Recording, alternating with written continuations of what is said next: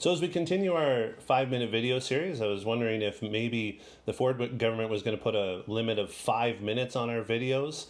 Jamie would be in a lot of trouble, just like they put a limit of 5 on gatherings. Apparently my family's in a lot of trouble with that, but anyway, I digress. Can we just turn over to Ezekiel chapter 44, please? Ezekiel chapter 44. In our last video, we talked about how there were those that were still given privilege to serve, and now we're going to look at those the priests that were serving as priests. That is specifically the Levites who are descendants of Zadok. We find that out in verse 15.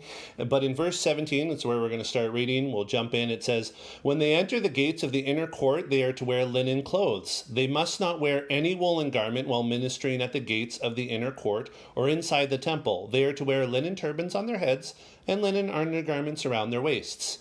They must not wear anything that makes them perspire.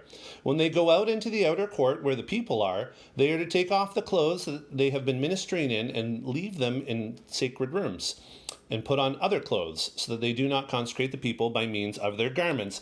And so what we're introduced to here is how the priests in the millennial temple are to wear these kind of lightweight clothes so that they don't sweat, among other reasons.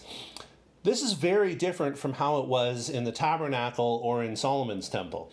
In the tabernacle and Solomon's temple, you remember going back to Exodus chapter 28, there's a description of the priests, the garments, right? And of course, there was the ephod that had the 2 stone shoulder pieces, kind of like shoulder pads almost, that bore the names of the tribes of Israel. There was the breast piece, a nice big heavy thing there. There was the big robe that they wore that had the hole cut in the middle. It was one big piece. They had the turban that had the gold plate on it. There was the sash. There was the all of this stuff. There was a tunic, and then also on top of that, they still had their linen undergarments. That to me, I don't know about you, but to me, I just even thinking about wearing that many layers, I start to kind of perspire a little bit. And yet in the new temple, there was to be none of that. In the old way, not the millennial temple, but of course in Solomon's temple as well as in the tabernacle, there was a basin that the priests had to wash in themselves. That's not there in the new one. And we say, well, why is that? Can we turn over to Ezekiel chapter 36, please? Ezekiel chapter 36, we'll just jump in right at verse 25. It says this, "I will sprinkle clean water on you, and you will be clean. I will cleanse you from all your impurities and from all your idols. I will give you a new heart and put a new spirit in you. I will remove from you your heart of stone and give you a heart of flesh. I will put my spirit in you and move you to follow my decrees and be careful to keep my laws.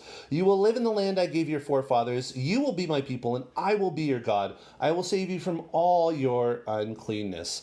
And then it goes on from there to talk about how the Lord's going to bless the land and how there's going to be great produce, the grain and the fruit. It's just going to be pouring out of the land during the millennium. It's going to be a tremendous time. And there are very big differences between the old priesthood and the new priesthood, and there's some application that we can draw from us, which we will in just a minute.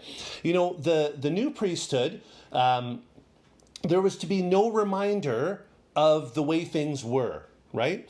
You remember when Adam and Eve sinned, what was part of the curse for Adam? Well, that was that he would work the soil hard and then he would perspire as a result. Well, we're not supposed to see any of that there. That's being done away with because of Christ. What was the result of Adam and Eve needing coverings? Well, the Lord slaughtered the lamb, remember, and coverings were made. Well, there's supposed to be no woolen garments in the new millennial temple for the priests, right? Those reminders are even gone. They're out of the way because there's a new truth, and the truth is that God had made them clean, therefore they were clean. Right, that's the wonderful thing about how the Lord works, and he's going to go on and the tremendous blessing that's going to be occurring. They're going to be able to see that all over the place, that the curse is gone, right? Because they're not going to have to work the soil really hard anymore. And God says, especially when you come to worship me, there's going to be none of that reminder. Things are going to be different in the new millennial temple. We say, okay, well, what application can we draw from that for us? Well, there are truths about how we serve, right? How we bring our service to the Lord, how we bring our worship to the Lord. Can we turn over to 1 Corinthians chapter 1, please? 1 Corinthians chapter 1. It says there in verse 8, it says, he that is Lord will keep you strong to the end, so that you will be blameless on the day of our Lord Jesus Christ. Right? That we will be blameless. That's a truth that is because God has so decreed it. Just flip over a little bit to Colossians chapter 1. Colossians chapter 1 and verse 22, it says this. It says, but now he has reconciled you by Christ's physical body through death to present you holy in his sight, without blemish and free from accusation. And then I'll get you, just as we get ready for the kind of the catch-all of this point, over to 1 Peter, obviously well-known verses that we're about to read in 1 Peter. But this idea of this holiness, this blamelessness that we're going to be presented in, when the qualifications or disqualifications of elders and deacons are presented in Timothy and Titus, it says of elders, they must be above reproach. It says they must be blameless. It says deacons likewise must be blameless.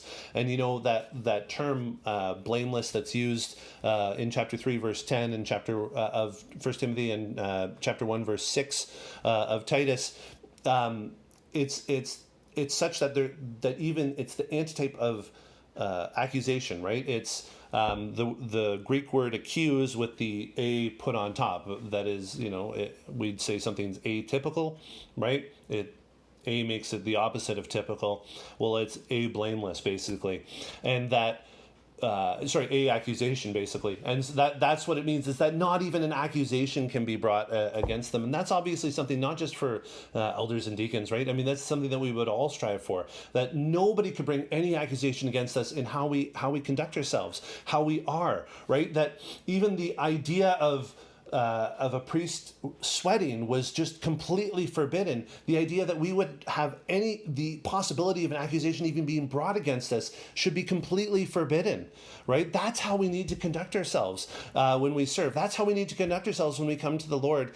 And we can conduct ourselves that way in the power that the Lord gives us. Does that mean that we will always be completely blameless? Obviously not. We have our flesh.